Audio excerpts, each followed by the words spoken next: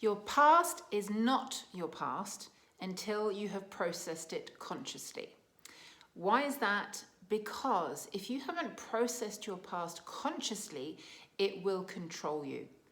Your past is when you picked up all sorts of beliefs about yourself, partly from the experiences that happened to or around you, and partly because of the environment in which you grew up. So your parents, your schooling, all of the kind of authority figures that surrounded you will have given you ideas about the kind of beliefs that you should hold about life in general, about society, about how things work, and also about yourself.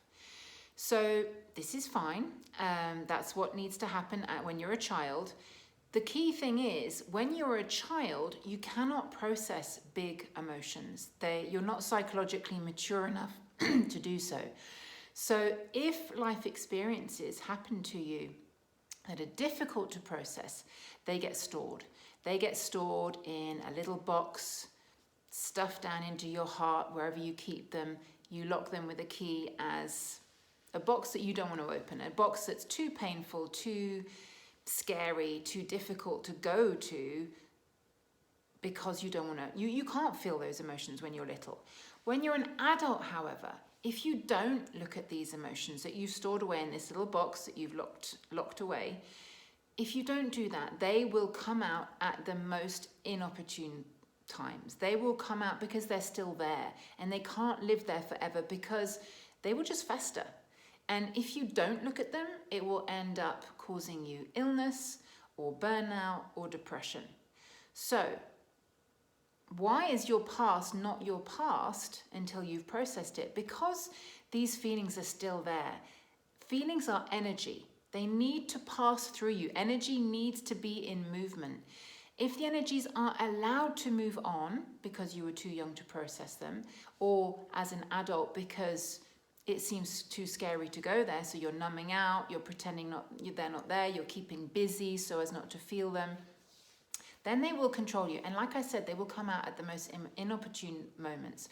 You know when you're ready to deal with them, because we're not always ready. You know when you are ready because you'll be triggered. You'll be triggered by things in your present that will poke at these stored emotions from your past. So I'm going to give you an example from my life. When I first had my 3 kids, I used to not be able to bear them ignoring me. So, of course, it's annoying to be ignored by anyone, but I would have a hugely disproportionate reaction to being ignored than someone who hadn't been ignored in their childhood. So one of my childhood wounds was not feeling seen, not feeling heard, being ignored, having my real life emotions, opinions, needs and wants ignored in favor of basically my parents whose needs were more important than mine. So I had to toe the party line, I had to suppress mine in order to fit into the family dynamic. And that's fine, that's what I had to do. I had to choose attachment, that's what children have to do, over authenticity. As an adult, however, I have to choose authenticity. I can't continue to choose a childhood attachment when I'm an adult. And this is what being triggered by my kids was showing me. When my kids would ignore me, and I'd have to say the same thing over and over again, I would see red. I would go into a rage, a real rage. And I knew I was reacting disproportionately, but that didn't mean that I couldn't stop the rage. The fact that I knew that I was reacting disproportionately made me look at why it was happening, obviously after the event. In the event, I couldn't help letting it all out on them. But afterwards, I was able to go, well, why was this disproportionate? When did I last feel this? When was the earliest time that I felt this? And of course, it went back to my childhood. So those triggers were showing me that that unprocessed pot of rage was ready to be processed as an adult. How you can process it? By feeling it. You can get support if you need, or you don't have to get support. It depends how it feels. If it feels really, really scary to go there by yourself, then absolutely get support. If you feel you can do it by yourself, then there are lots of ways that you can feel it. You can feel it by moving your body, allowing that energy through. You can do it by just sitting with the energy, feeling that rage, feeling that energy pass through your body. You can journal it out. Journaling out means literally writing out the words that are coming up in your head as you think them.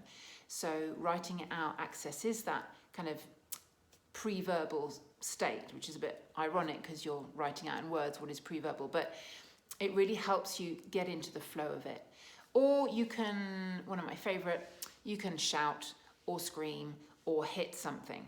So hitting a pillow against a wall is very satisfying. Screaming, if you've got noisy neighbors, you can always stuff a sock in your mouth, scream into a pillow, whatever it is, but you need to process the emotion that hasn't been processed before. Once you do, and you will, and you'll know that you have, because it will feel like when you think back to that episode, there won't be that charge. You won't feel it in your body. You'll be like, yeah, that's what happened, and it was annoying, but you won't feel it as being annoying in your body. So when you get to that place, that trigger in actual life as your adult self won't trigger you anymore. How amazing is that? And you can test yourself. Try having 3 kids. When the kids ignore me now, yeah, of course I get annoyed. I tell them that they need to listen, that I'm not a robot. But I don't get that rage. I don't get that totally disproportionate reaction that I was getting before. So, to recap, when is your past really your past?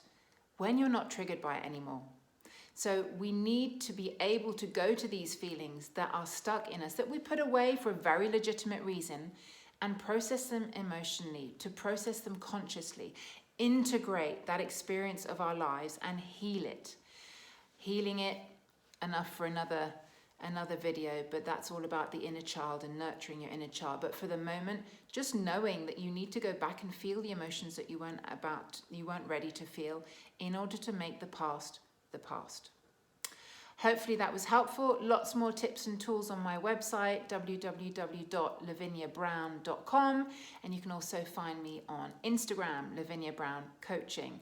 If you want personalized one-to-one support on this, or this video has triggered memories in you that feel uncomfortable, then of course I'm here. Reach out for a free discovery session.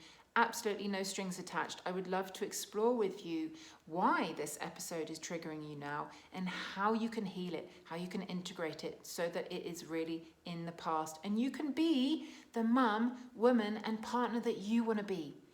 Authentic rather than attached to a dynamic that isn't there anymore. Lots of love.